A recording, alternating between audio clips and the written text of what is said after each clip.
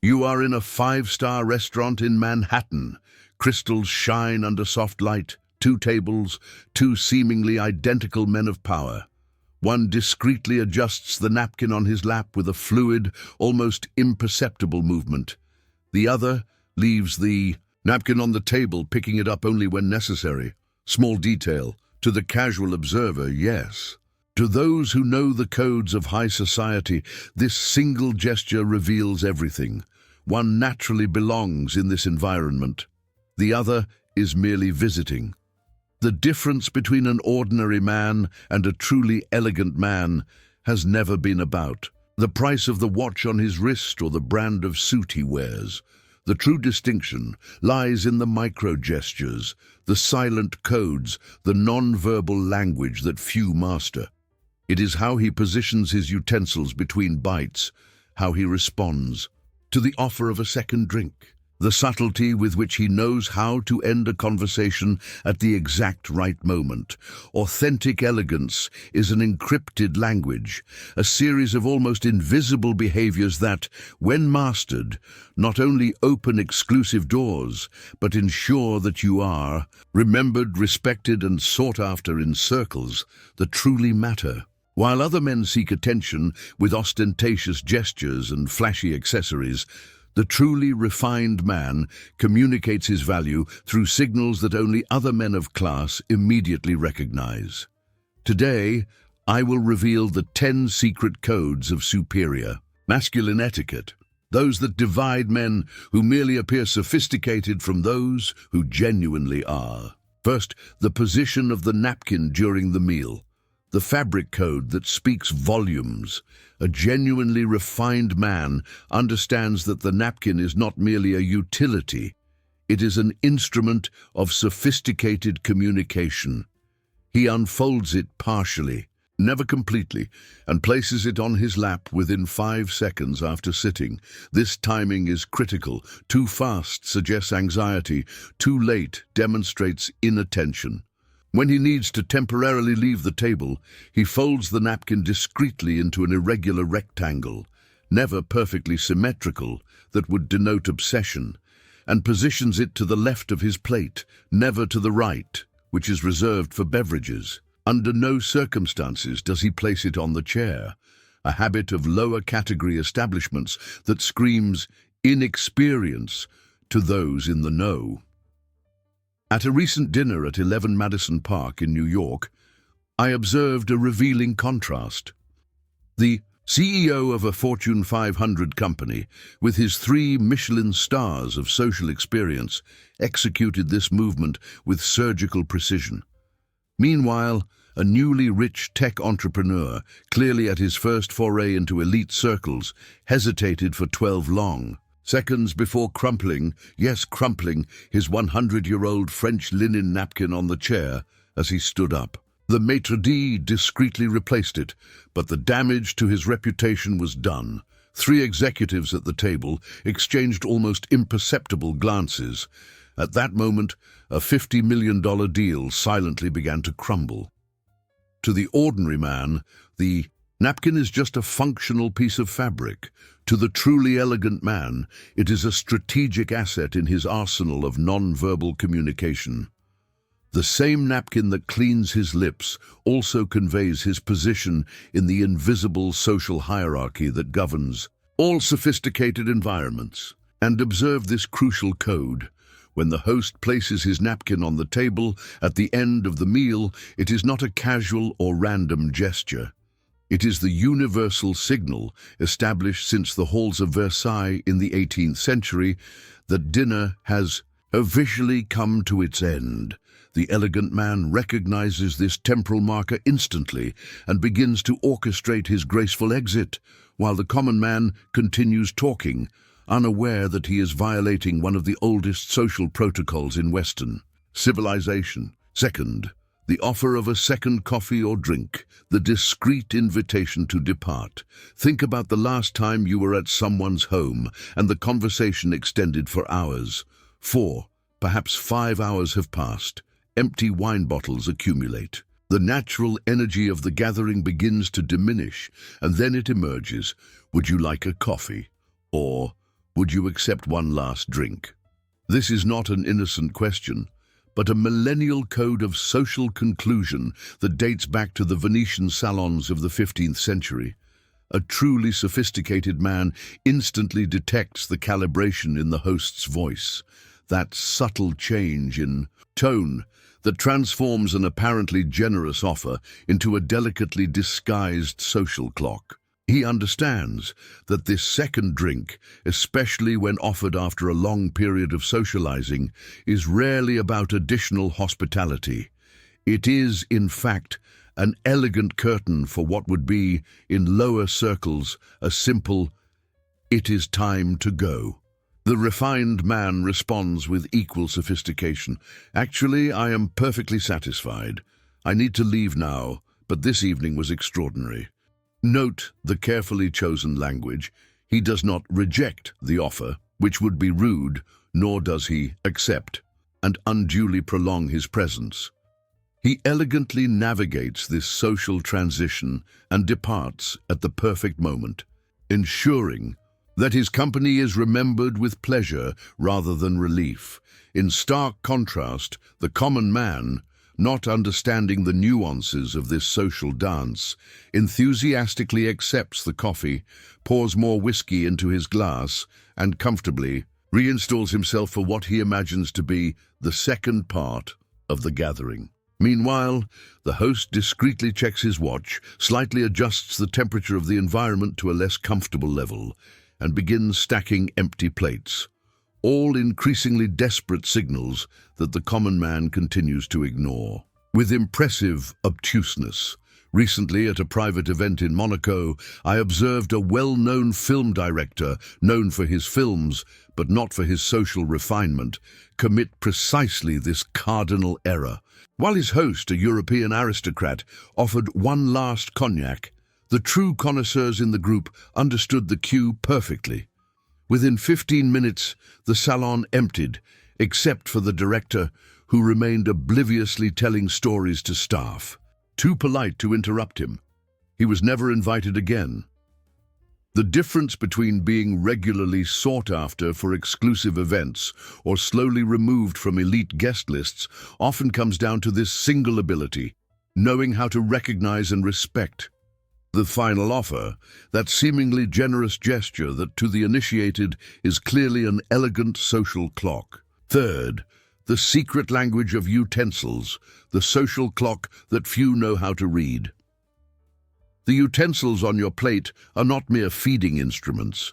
They are a sophisticated form of non-verbal communication with centuries of development. A truly refined man manipulates his utensils with the precision of a maestro conducting an orchestra. Imagine the plate as a clock face. During a temporary pause in the meal, the elegant man positions his utensils at a specific angle, the fork at 4 o'clock and the knife at 8 o'clock, with the ends never exceeding the edge of the plate, discreetly signaling that he is merely taking a pause. This is not an arbitrary positioning, but a coded language that dates back to the court of Louis XIV, when table etiquette was elevated to an art form. When he definitively concludes his meal, he aligns the utensils parallel in the 420 position on the plate, with the handles slightly elevated at the edge, the universal code for "I have finished" that any well-trained service team will immediately recognize. The tip of the knife always facing inward, never outward, a remnant of the time when pointing the blade toward another diner was considered a veiled threat. At a dinner at the legendary The French Laundry in Napa Valley, I witnessed the perfection of this silent communication. A Wall Street CEO, 3 Michelin stars in his social experience, never needed to verbalize a single request throughout the entire meal. Each transition between the 14 courses was orchestrated exclusively through the precise language of utensils. Meanwhile, at the adjacent table, a tech industry entrepreneur, new to his money and clearly in his environment, left his utensils in chaotic positions, resulting in prematurely removed plates and waiters appearing at inopportune moments. The head sommelier, with decades of experience serving the global elite, later discreetly commented, "I can identify the true sophistication of a man not by the value of his watch, but by the precision with which he positions his utensils." This silent language extends beyond restaurants.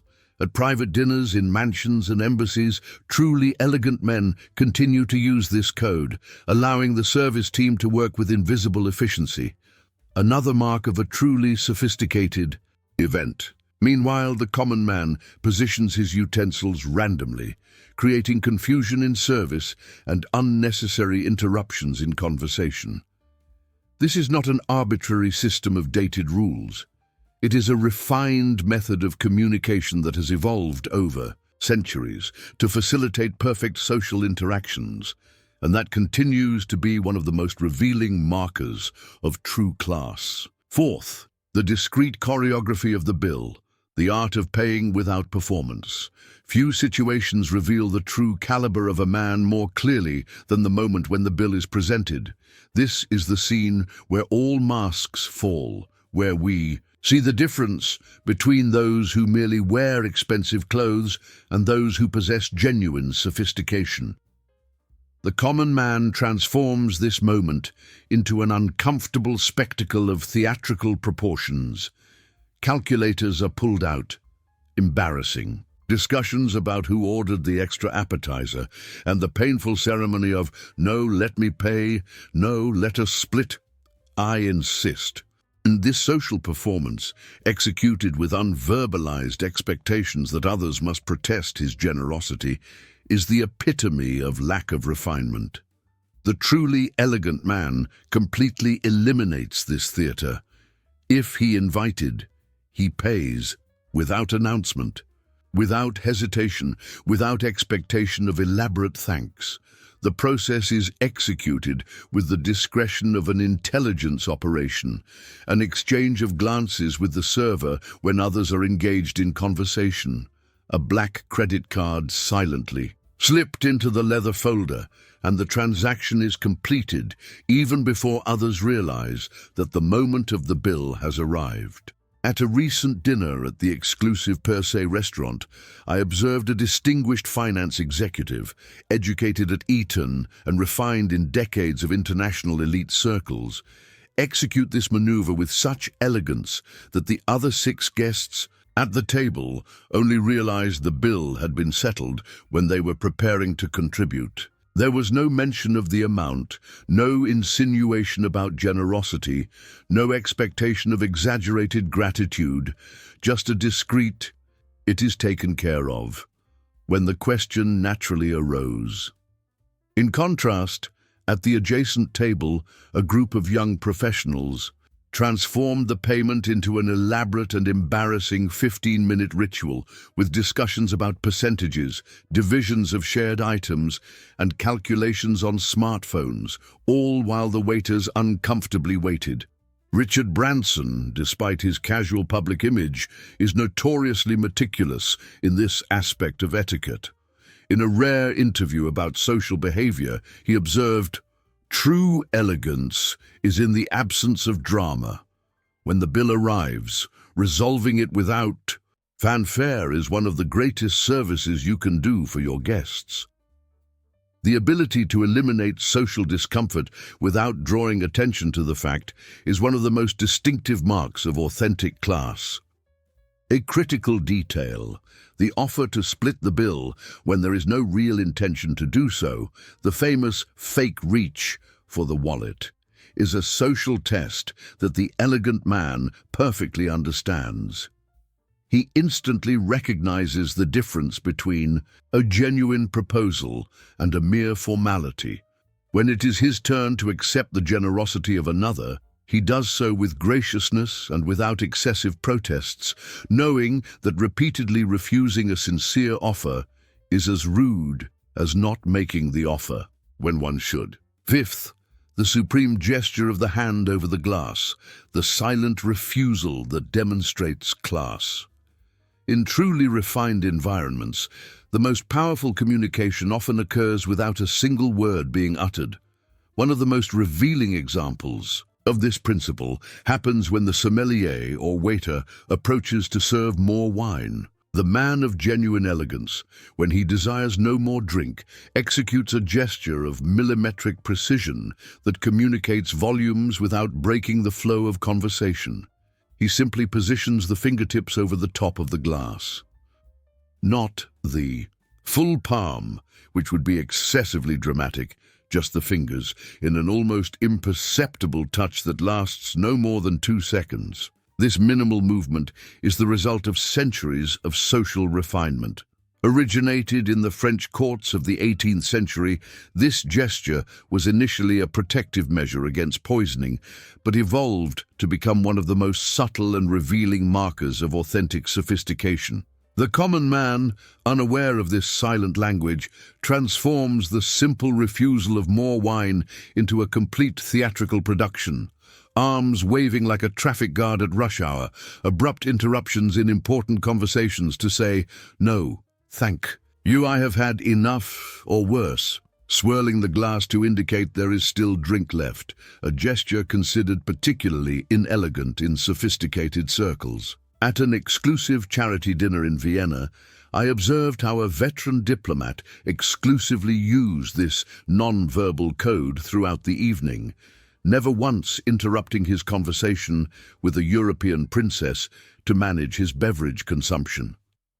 The sommelier, trained in the finest traditions of service, recognized and respected each imperceptible signal. In contrast, a newly enriched businessman at the same table repeatedly interrupted crucial conversations to verbally negotiate each refill, demonstrating his lack of familiarity with this elementary code. The fascinating detail of this gesture is its universality among the global elite. Whether at a state dinner in Tokyo, a gala in New York, or a private event in Dubai, this same silent movement is instantly recognized and respected by high-level service professionals. It is a non-verbal passport that identifies members of the same international tribe of refinement. This is not just an etiquette trick, but a demonstration of elevated consideration. The elegant man understands that important conversations should not be interrupted by banal logistical administration.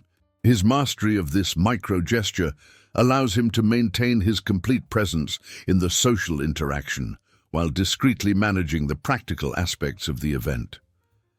Sixth, the supreme understanding of "I will let you go," the golden exit, douteur of conversations.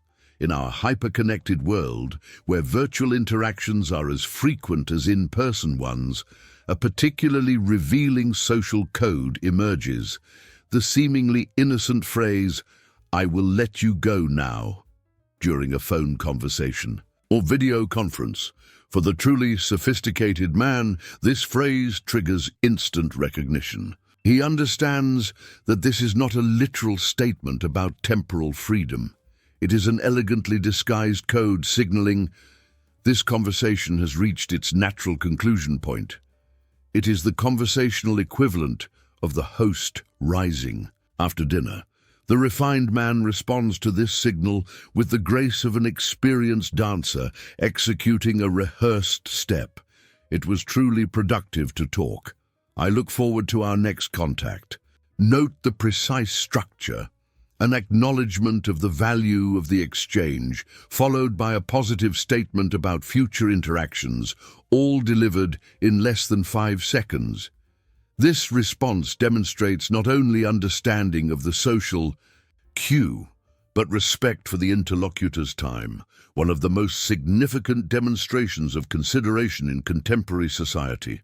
In contrast, the man without social refinement commits the cardinal error of interpreting this phrase literally, responding with the devastating, "No, I am completely free, we can continue," effectively blocking the elegantly offered exit. Dudar forcing his interlocutor to choose between enduring a conversation they wish to end or resorting to a more explicit and potentially embarrassing excuse. During a series of consultancies with C-level executives from Fortune 100 companies, I had the opportunity to observe how the most successful business leaders navigate this social dance.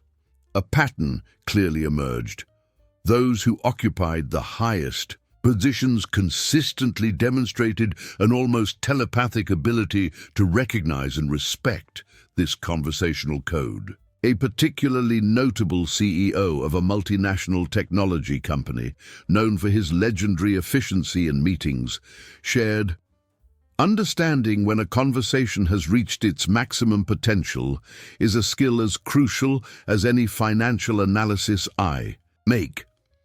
Recognizing the I will let you go is not just about etiquette, it is about optimized efficiency of human interactions." The fascinating aspect of this specific social code is its near universality among global professional elites, transcending cultural differences. From Wall Street to Tokyo, from London to Singapore, this same unwritten protocol governs the conclusions of high-level interactions. Mastering this conversational nuance is not merely a matter of politeness, it is a marker of belonging to the global class of decision-makers who value precision in all forms of exchange, including social. Seventh, the monarchical moment when the host stands, the royal signal of conclusion in elite social gatherings, whether private dinners in historic mansions, meetings in exclusive corporate salons, or charity events in cultural institutions. There exists a defining moment that functions as an absolute social clock, when the host rises from his seat. This seemingly simple gesture carries the weight of centuries of social tradition, originated in European monarchical courts, where no one dared remain seated after the sovereign stood up. This movement transcended its aristocratic origins to become one of the most universally respected signals in sophisticated global society. The truly elegant man recognizes this gesture with the sensitivity of a seismograph detecting imperceptible tremors. At the precise moment when the host rises from his chair, whether after coffee, during a natural pause in conversation, or while discreetly checking the time, the refined man immediately initiates his departure sequence with choreographed precision. I observed this social dance in its purest form during an exclusive dinner at the residence of a European ambassador in Washington. When the host dignitary smoothly rose at 10:37 p.m., the 12 truly sophisticated guests, including 2 Nobel laureates, a Secretary of State, and several industrial titans, rose almost simultaneously, as if responding to an invisible signal. The synchronization was so perfect, it seemed rehearsed, though it was simply the result of decades of refined social literacy. In stark contrast, the 13th guest, a recently elected politician with impressive credentials but limited refinement, remained seated, completely oblivious to the social code that all others had instantly interpreted. He continued his anecdote about regional politics while sipping his cognac, creating that painfully uncomfortable moment when everyone else was standing, exchanging subtle glances, while the host was held in a protocol limbo, prevented by courtesy from proceeding with the formal closing. An assistant eventually interceded with a discreet whisper, and the politician rose with obvious confusion. Despite his considerable achievements, his reputation in the highest circles of Washington was subtly but permanently diminished by this single failure of social perception. This code is particularly powerful because it applies universally in all cultures where the global elite gather, from Davos to Tokyo, from São Paulo to Singapore. The moment when the host stands functions as a gravitational force in the social physics of exclusive gatherings, exerting an irresistible attraction for the socially literate while remaining completely invisible to the uninitiated. Eighth, the diplomacy of the last piece, the global etiquette of sharing. In a meal with shared dishes, whether at an exclusive dim sum restaurant in Hong Kong, an elaborate mezze in Beirut, or sophisticated tapas in Madrid. A moment of microsocial tension arises when only one last specimen of a desirable item remains on the central plate. This seemingly trivial moment is, in fact, a minefield of international etiquette that instantly separates truly worldly men from mere social tourists. The man of authentic refinement demonstrates his mastery of global etiquette by never, I repeat, never, taking this last item for himself without first offering it to the other diners. This is not a superficial gesture of false generosity, but a demonstration of self-control and consideration that transcends cultural boundaries. In Japanese culture, where this principle perhaps reaches its most elaborate expression, the last piece is so loaded with social meaning that there exists a specific term for it. Enryo no katamari, literally, the reserve piece. At a dinner with high-level Japanese executives in Tokyo, I observed how the last gyoza was delicately ignored for 15 minutes, with each person politely refusing it several times, until finally the host, recognizing the impasse, divided it into equal parts with precise movements, an elegant solution that preserved the way harmony of the group. In contrast, during a private dinner in Shanghai, I witnessed a Western investor wearing a $300,000 watch and impeccable attire completely ruin his reputation among Chinese partners by casually picking up the last dumpling from a shared plate without offering. The silence that followed was almost audible, and a 9-figure business deal silently began to crumble at that moment. The genuinely sophisticated man understands that this small ritual of offering and refusal, which may seem excessively formal or even theatrical to the uninitiated, serves a critical social purpose. It demonstrates that self-control surpasses appetite, that consideration for others transcends personal desire. This hierarchy of values is universally recognized as a marker of refinement in all cultures where the global elite gather. The precise execution of this protocol varies subtly between cultures. In Spanish meals, the offer must be made in a low voice. In Arab elite circles, it must be repeated exactly 3 times. In Scandinavian diplomatic circles, the item must be physically pushed toward the other, but the underlying principle remains constant to demonstrate that social awareness prevails over individual desire. David Beckham, whose ability to navigate international etiquette codes has significantly contributed to his transformation from athlete to global icon, is frequently observed executing this protocol perfectly, whether at gala dinners with Middle Eastern authorities or at exclusive events with the Asian elite, one of the many reasons why he is welcome in exclusive circles that remain closed to other celebrities of equally high profile. Ninth, the aristocratic art of declining an invitation, the no that sounds like respect. The way a man declines an invitation is possibly one of the most revealing indicators of his true social caliber. This small interaction, often concluded in less than 30 seconds, contains layers of nuances that the truly refined navigate with surgical precision, and that others traverse with the delicacy of a rhinoceros in a porcelain shop. The common man, when confronted with an invitation he cannot or does not wish to accept, resorts to one of 2 equally inadequate approaches: the abrupt and unelaborated no that leaves the proposer devalued, or the obviously fabricated excuse that insults the interlocutor's intelligence. Both are catastrophic failures of social refinement. In striking contrast, the truly elegant man transforms the refusal into an affirmation of consideration.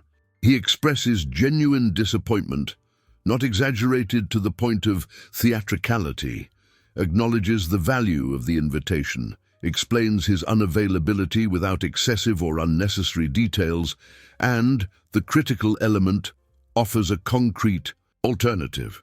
I'm truly disappointed to miss this opportunity. I enormously value the invitation and in other circumstances would have prioritized this event. Unfortunately, I have a prior commitment that I cannot rearrange. Would it be possible for us to consider next week as an alternative? Note the precise architecture of this response. It begins with an expression of authentic feeling, follows with a validation of the invitation's value, presents the impossibility without dramatization, and concludes with a concrete proposal that keeps the relationship moving in a positive direction. This response structure is not accidental. It is the product of centuries of refinement in managing social relationships in the highest spheres. At an exclusive networking event in London, I witnessed how a CEO of a FTSE 100 company declined the invitation to a private dinner from a billionaire investor. The refusal was executed with such grace that the billionaire, far from feeling rejected, later commented, "That is why he is where he is." Absolute social mastery.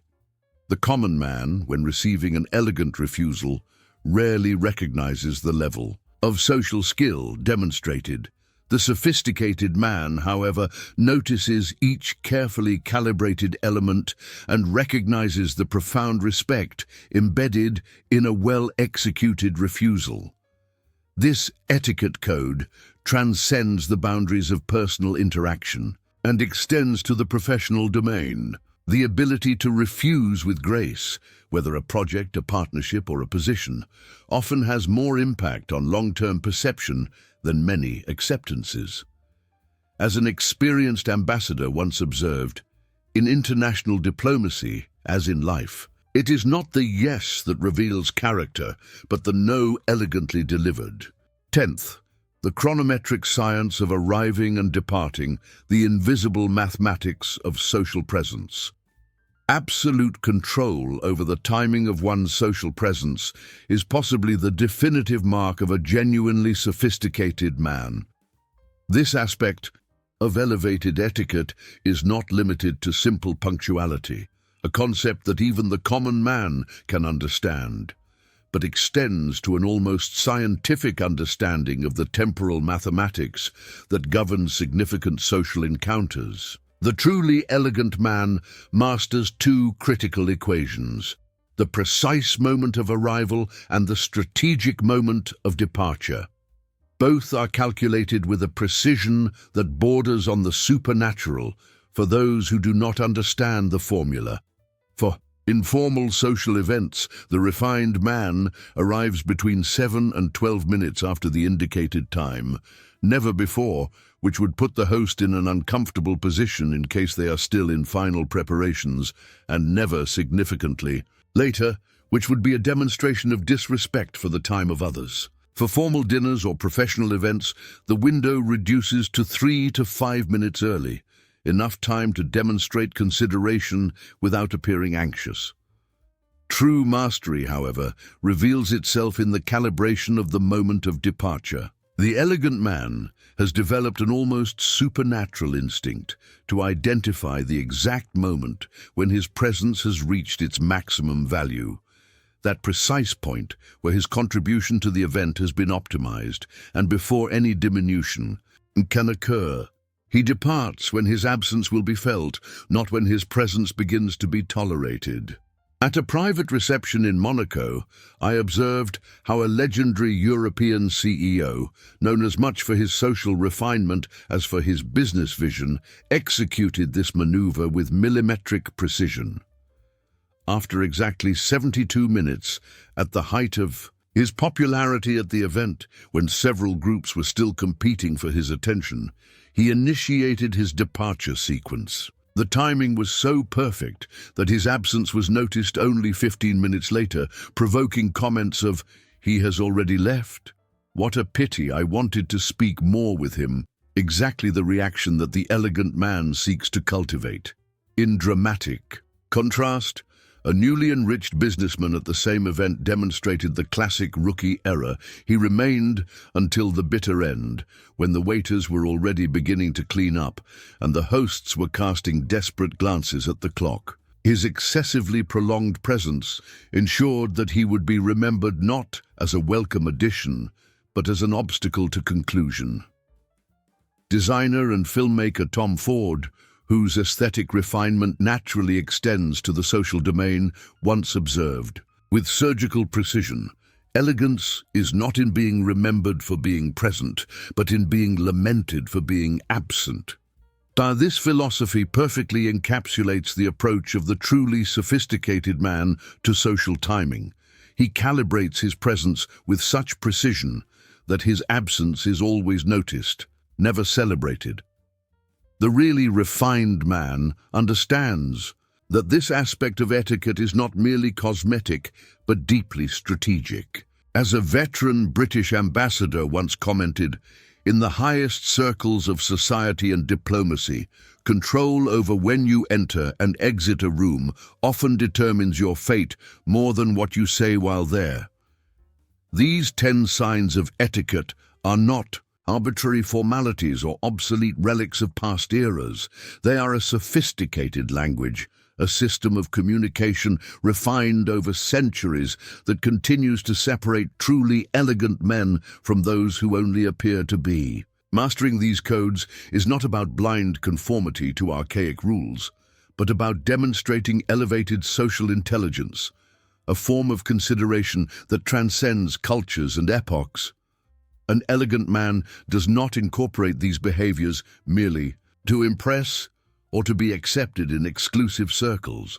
He adopts them because he understands their true function: to create environments where everyone feels valued, respected, and comfortable. Paradoxically, it is this genuine concern for collective well-being that distinguishes him as an exceptional individual. True elegance never shouts, it whispers, and only those with ears trained to detect its specific frequencies perceive its presence. Like a Swiss watchmaker who instantly recognizes the quality of a mechanism by the almost imperceptible sound of its gears, the sophisticated man identifies his peers through these small gestures and signals that pass completely unnoticed by the majority. If you aspire to elevate your social status, open doors in exclusive environments, and be respected as a man of authentic refinement, the path does not pass through ostentatious accessories or extravagant displays of wealth. It passes through mastery of these subtle codes, through the incorporation of these behaviors into your nature until they become instinctive, invisible in their execution but unmistakable in their effect. And remember, superior etiquette is never about restriction or limitation. Paradoxically, it offers the most genuine form of social freedom. When you master these rules to the point of completely internalizing them, they become your second nature, liberating you from social anxiety and allowing you to navigate any situation, from a dinner with foreign dignitaries to a meeting with billionaire investors, with the serene confidence that only comes from absolute knowledge. While other men waste energy trying to determine how they should behave, the elegant man simply knows, and this knowledge is, in itself, a form of discreet but undeniable power. If you value this kind of transformative knowledge that converts elegance into tangible influence, leave your like on this video, subscribe to the Man of Elegance channel, and activate the bell for notifications. Become the man who instantly recognizes these signals, the man whom others instinctively respect without necessarily understanding why. What did we learn today? True masculine elegance exists primarily in the almost invisible details. It is not the expensive accessories or designer clothes that define a genuinely sophisticated man, but his ability to recognize, respect, and execute the subtle codes that govern high-level social interactions. A refined man does not need to announce his value. His precise and considerate gestures communicate his quality long before any word is necessary. Comment: Elegance is power. If this video expanded your perception of these signals that you may have been missing, and remember, subscribe to the channel now if you are seriously committed to transforming not just your appearance, but your complete presence as a man of genuine influence and refinement. Authentic elegance is not a destination, but a journey, and this channel is your map to social territories that few men manage to access.